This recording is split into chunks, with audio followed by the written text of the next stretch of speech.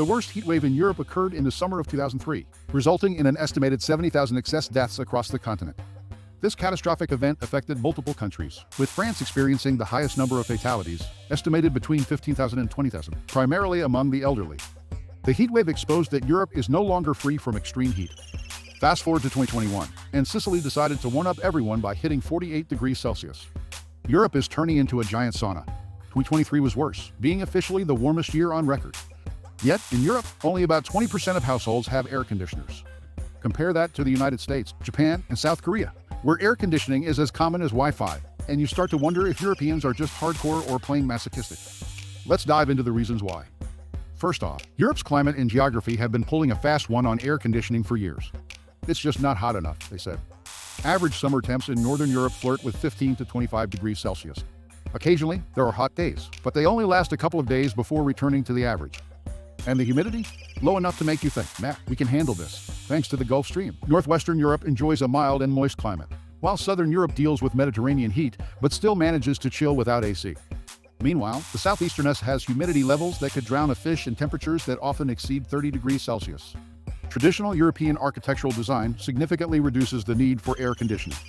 European buildings are like fortresses against the sun, with thick walls that keep the heat out and the cool in, high ceilings that send hot air packing, and windows and vents designed for maximum airflow.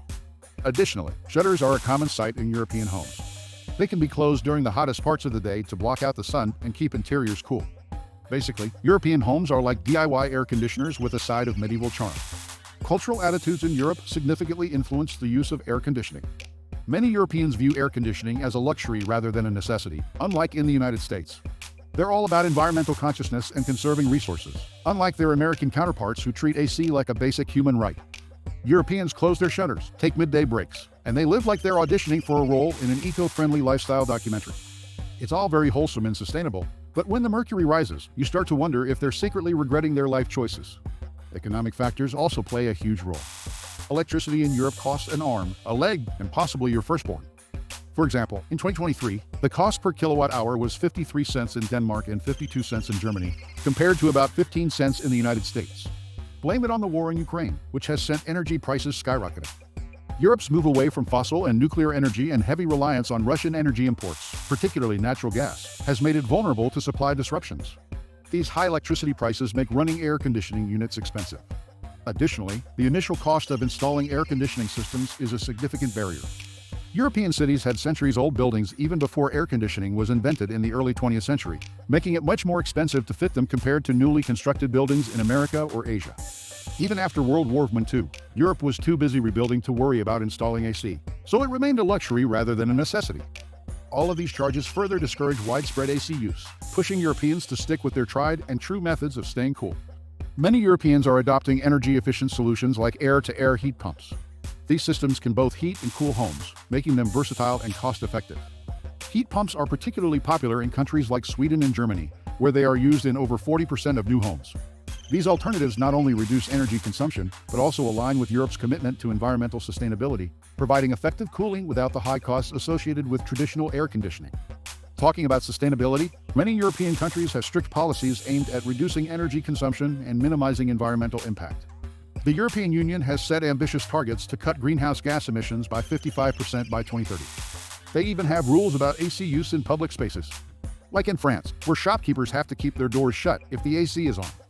In addition, heating devices are taxed at 5%, but cooling devices are taxed at 20% to curb their use. They're practically begging you to sweat it out. Plus, getting the thumbs up from local authorities for these systems can take longer than waiting for your favorite band to drop a new album. By the time you're approved, summer's already packed its bags and left. But wait, climate change has entered the chat. Rising global temperatures and frequent heat waves are flipping the script. Europe's getting roasted like a marshmallow at a campfire, with heat waves becoming as common as tourists at the Eiffel Tower. For example, the summer of 2022 saw record-breaking temperatures across Europe, with some areas reaching over 40 degrees Celsius. These extreme weather events are increasing the demand for air conditioning.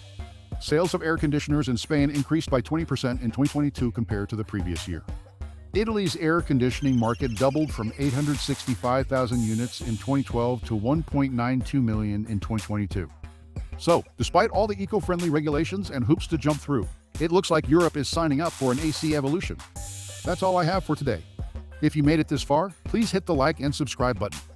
I'll see you next time.